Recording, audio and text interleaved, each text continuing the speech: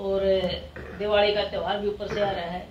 सबको दीपावली, भैया दूज, विश्वकर्मा डे, धनतेरस, सभी त्योहारों की आप सब पत्रकारों को हार्दिक शुभकामनाएं देती हूँ। और आज की जो प्रेस कॉन्फ्रेंस है वो जिस विषय पर बुलाई है, पहले मैं इंट्रोडक्शन करवा देती हूँ आपकी कि मेरे साथ बैठे हैं जानी मानी जो हस्ती हैं, भारतीय किसान यूनियन के राष्ट्रीय अध्यक्ष मेरे बड़े भाई सरदार गुरनाम सिंह चढ़ूणी जी, और इनके साथ में जो मेरे छोटे भाई हैं भाई मंजीत नोटियाल जी, जो भीम आर्मी के प्रमुख हैं, उत्तर प्रदेश से आए हैं। और इनके साथ में हमारे पूजनीय ओगड़ पीर बाबा महंत रमेश नाथ जी बैठे हैं। इनके साथ में मेरी टीम के सदस्य, आंदोलन में बढ़ चढ़कर हिस्सा लेने वाले और शुरू से लेकर अब तक हम सब के साथ कंधे से कंधा मिलाकर चलने वाले भाई महेंद्र बागड़ी जी बैठे हैं, भाई राजपाल प्रजापति जी बैठे हैं, और मेरे साथ भाई कृष्ण माजरा जो 15 साल से मेरे साथ काम कर रहे हैं, नारनौंद माजरा इनका गांव है, हिसार से आए हैं। हम सब यहाँ पर आपके सामने एक गंभीर विषय को लेकर रूबरू हुए हैं। मैं आज ज्यादा समय नहीं लूंगी क्योंकि बड़े भाई साहब बोलेंगे, मंजीत जी बोलेंगे। आप सबको पता ही है कि रोहतक में कोरोना के टाइम, लॉकडाउन के समय में 3 मई 2020 को एक ढोंगी बाबा जो संत के चोड़े में राजनेता है और धर्म की आड़ में भगवा पहनकर लोगों की आंखों में धूल झोंककर बाबा का रूप बनाकर एक शैतान जो है वो बैठा हुआ है राजनेता के रूप में। उसने हमारे 250 साल पुराने तपस्वी जो असली संत थे, दलित साधु थे, उनकी समाधियां तोड़कर मलबा बाहर फेंकवा दिया था। और 4 मई 2020 से लेकर आज तक, चाहे वो रोड पर लड़ाई हो, चाहे वो कोर्टों में हो, चाहे प्रशासन के साथ हो, हम पूरी टीम मिलकर उस लड़ाई को लड़ते आ रहे हैं। हम बैक नहीं हुए हैं। इन्होंने हमारे ऊपर झूठी एफआईआर भी करवाई, पुलिस ने हमारे ऊपर दबाव भी बनाया, हर तरह से इसने हमारे को दबाने की कोशिश की गई, लेकिन हम अपना सीना तान के खड़े हैं अपने गुरुओं की समाधि तोड़ने के विरोध में। आज की जो प्रेस कॉन्फ्रेंस है, तिजारा में बीजेपी प्रत्याशी ढोंगी बाबा बालकनाथ के खिलाफ हमने रखी है कि हमारी पूरी टीम और हमारे गुरु जी के जितने भी देश में शिष्य हैं, चाहे वो कहीं भी हों, हमने सबसे सलाह मशवरा किया है और सबने ये कहा है कि हम सब अपने सिरों पर कफन बांध के अपने गुरुओं की जो समाधि तोड़ी गई है उसका बदला लेने के लिए बाबा बालकनाथ को तिजारा से चुनाव नहीं जीतने देंगे। इसलिए हम सब लोग चुनाव प्रचार में जाएंगे और ये हमने एक पंपलेट तैयार किया जो आप सबको हम दे देंगे। इसमें हमने पूरा डिटेल दे दिया, आप सब पढ़ भी लेना इसको। हम पूरी टीम वहां जाएंगे क्योंकि एक ही बात मैं कहूंगी कि ये लोग कहते हैं कि मस्जिदों को तोड़ दो, मुस्लिमों को देश से निकाल दो, ईसाइयों की चर्च तोड़ दो, सिखों के गुरुद्वारे तोड़ दो। ये एक समुदाय की बात नहीं कि भी सिखों के विरोधी हैं, मुसलमानों के विरोधी हैं या ईसाइयों के विरोधी हैं। मैं बाबा बालकनाथ से ये पूछना चाहती हूँ और बीजेपी के आकाओं से भी पूछना चाहती हूँ और मोहन भागवत से भी पूछना चाहती हूँ, जो दिन रात हिंदू हिंदू हिंदू धर्म की रट लगाए रहते हैं, कि रोहतक अस्तरपुर में जो गढ़पीरों की समाधि थी वो किस मुसलमान की थी, किस ईसाई की थी, किस सिख की थी, भाई ये बता दो। क्या वो गढ़पीर हिंदू धर्म के नहीं है क्या? तुमने जब वोट लेनी होती है तो बाबा हिंदू धर्म के है भगवादारी, और जब अधिकार की बात आती है तो दलित हो गए। तो इसका मतलब दलित हिंदू नहीं है? ये तो क्लियर करना पड़ेगा बीजेपी को, आरएसएस को, बाबा बालकनाथ को। यही मुद्दे लेके कि भी हमें ये बता दो ये बाबा हिंदू है, ये किसके खिलाफ है? ये मुसलमान उनके खिलाफ नहीं है, ये अपनी राजनीति चमकाने के लिए इनका हिंदुओं से भी कोई मतलब नहीं है। और ये देख भी लिया होगा देश की जनता ने कि जब इनको कुर्सी चाहिए ये सैनिकों तक को मरवा देते हैं। औरों की तो क्या होगा तो इस देश में तो इन मुद्दों को लेकर हम आपके बीच में आए हैं। बाकी मैंने सारा ये पंपलेट तैयार कर दिया है।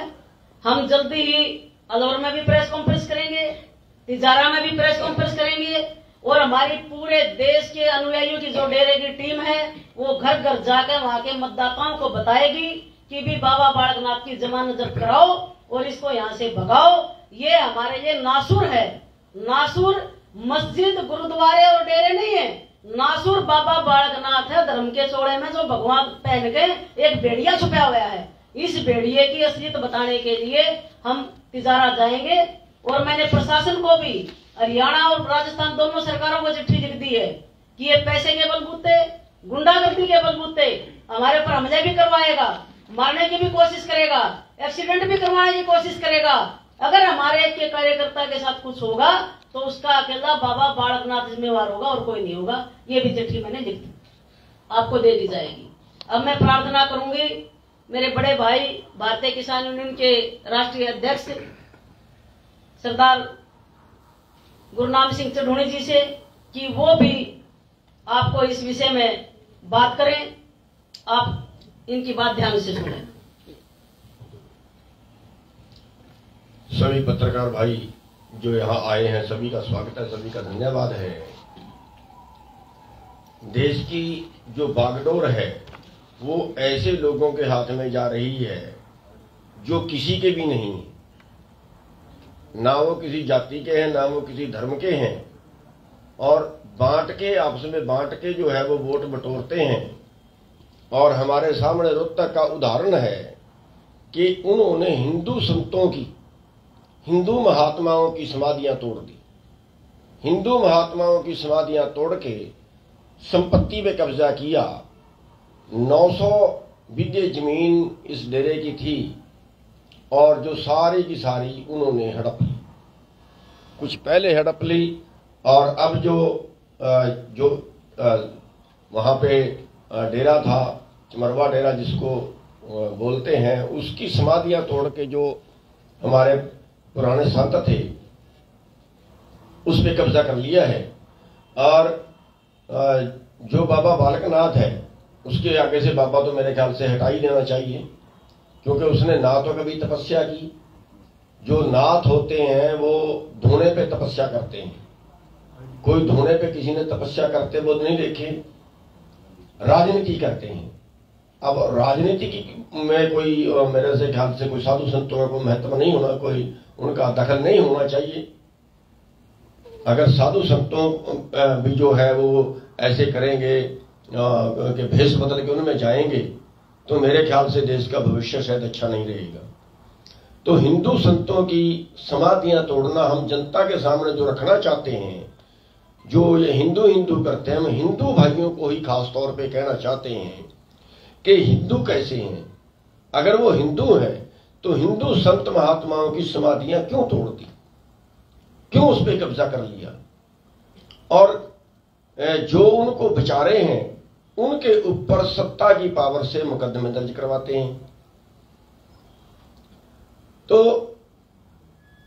ये मौजूदा मेंबर पार्लियामेंट है और दूसरी तरफ एक डेरे का महंत है, बाबा है। तो या तो इधर से रिजाइन कर देना चाहिए या उधर से रिजाइन कर देना चाहिए, एक तरफ रहे ना। अगर बाबा है तो राजनीति छोड़ के फिर भक्ति करे, तपस्या करे, धोने पे तपस्या करते हैं नाथ बाबा तो। और अगर नाथ बाबा नहीं है फिर इधर से छोड़ दे, उधर जाके अपना काम करे। दोनों तरफ जो रख रहे हैं। और मेरे को तो ये पता चला है कि जो यहाँ पे उन्होंने अपना रहने के लिए मकान बनाया है वो मकान नहीं, ताजमहल बनाया है। डेरे की प्रॉपर्टी से, डेरे की संपत्ति से अपने रहने के लिए यहाँ पे ताजमहल बनवाया है।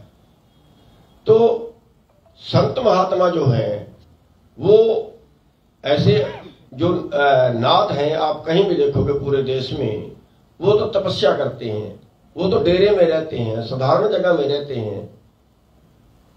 उनके रहने के लिए कोई ताजमहल थोड़ा ही होते हैं। तो ये बात हम तिजारा के सारे लोगों को जाके बताएंगे और आपके माध्यम से भी, मीडिया के के माध्यम से भी हम आज प्रेस कॉन्फ्रेंस इसलिए कर रहे हैं कि भारतीय किसान यूनियन जो है वो एक भाईचारा स्थापित करना चाहती है और ऐसे लोगों का विरोध करती है जो अपने देश को, अपने समाज को तोड़ते हैं या समाज के विरुद्ध कार्य करते हैं। और ये लोग समाज के विरुद्ध नफरत खाली फैलाते हैं, कहते हैं कि मुसलमानों को गालियां निकालते हैं और कई बीजेपी के नेताओं की रिश्तेदारियां हैं मुसलमानों के साथ। एक तरफ उनके साथ रिश्तेदारियां हैं, दूसरी तरफ हमारे देश की जो भोली जनता है उसको बहकाते हैं। ये यानी ये सत्ता के हैं, ये समाज के नहीं है, ये देश के नहीं है। और जिस तरह की ने देश को ही शेर पे लगा दिया है और सत्ता हासिल करने के लिए कुछ भी करने के लिए तैयार हैं, तो हम जो है वो अपील करते हैं तिजारा की जनता से, मीडिया के माध्यम से, कि तिजारा की जनता उन लोगों को जो कम से कम वोट ना डाले जो सांप्रदायिक दंगे कराते हैं, जो किसी धर्म के नाम पे, किसी जाति के नाम पे इस तरह से जो कार्य करते हैं और जो समाज विरोधी हैं, हिंदू और जो दलित लोग हैं उनकी विरोधता करते हैं, उनकी समाधियां तक तोड़ देते हैं संत महात्माओं की। तो ऐसे लोगों को कम से कम सत्ता की कुर्सी पे तो ना बिठाएं, क्योंकि जैसे लोगों को आप सत्ता की कुर्सी पे बिठाओगे देश का भविष्य वैसा ही होगा। इसलिए हमारी अपील है तिजारा की जनता से, वहां जाके भी अपील करेंगे, तिजारा की जनता से वहां जाके भी हम प्रचार करेंगे कि कोई भी अच्छा उम्मीदवार वो देखें, किसी भी पार्टी का देखें, हमारा उससे मतलब नहीं है, लेकिन इनको कम से कम सत्ता में ना भेजें। धन्यवाद। मैं प्रार्थना करूंगी भाई मंजीत नोटियाल जी, भीम आर्मी प्रमुख से, कि वो भी आपको संबोधित करें। भाई।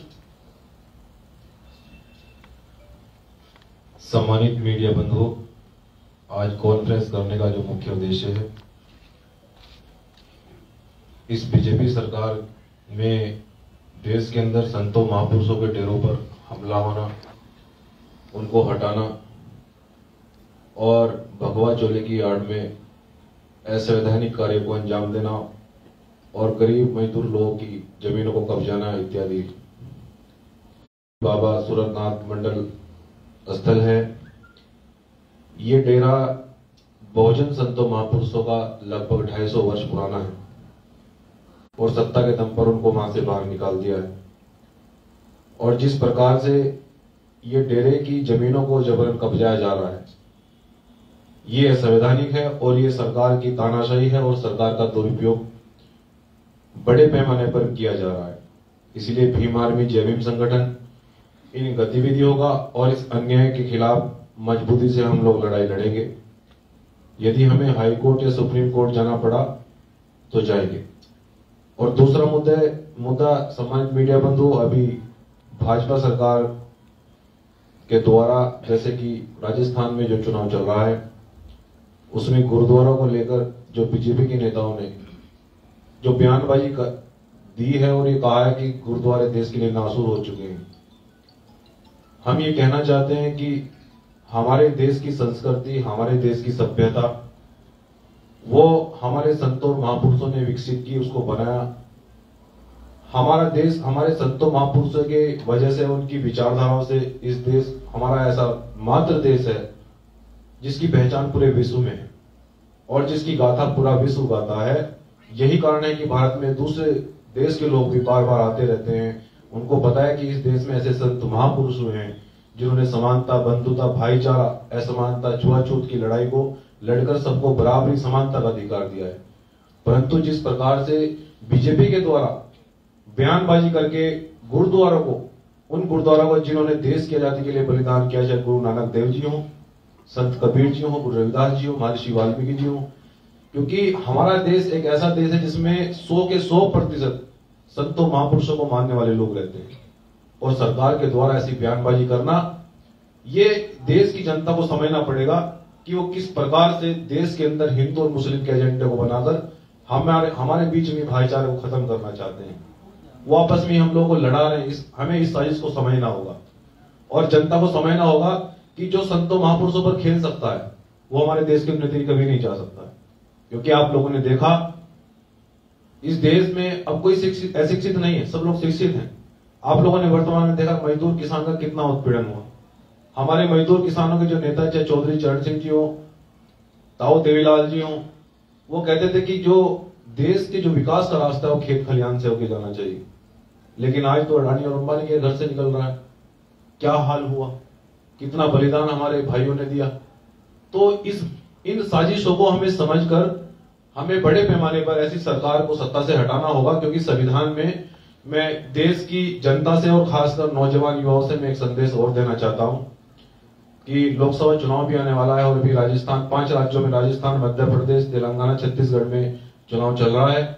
तो बीजेपी के लोग ऐसे नाटक जरूर करेंगे समय समय पर। अभी तो एक ही नाटक किया उन्होंने, वो और भी नाटक करेंगे। लेकिन मैं देश के युवाओं से खासकर कहना चाहता हूं कि किसी प्रकार से इनकी भावनाओं में आकर आक्रोशित होने की आवश्यकता नहीं है। क्योंकि जब भी देश के अंदर दंगा होता है उसमें गरीब मरता है, मजदूर मरता है। नेता अपने घर में बैठकर टीवी देखते हैं, वो चैनलों पर देखते हैं कितने लोग मरे। उन्हें तब एहसास होगा यदि उनका कोई बेटा भी उस दंगे में चला जाए, तब उन्हें एहसास होगा कि दंगे की कीमत क्या चुकानी पड़ती है। तो इसलिए मैं देश के युवाओं से खासकर कहना चाहता हूं कि किसी भी सूरत में आक्रोशित होने की आवश्यकता नहीं है। आपके पास संविधान में सबसे बड़ा हथियार अगर तानाशाह सरकार को, दंगे सरकार को हटाने का है तो वो वोट का अधिकार है। आज समय आप उस समय जागते रहिए जिस समय चुनाव का वक्त हो। और जो लोग हमारे संतों का अपमान कर रहे हैं, हमारे महापुरुषों का अपमान कर रहे हैं, ये पूरे देश में बीजेपी को भुगतना पड़ेगा। जनता उन्हें माफ नहीं करेगी। धन्यवाद। गुरुजी बोलोगे?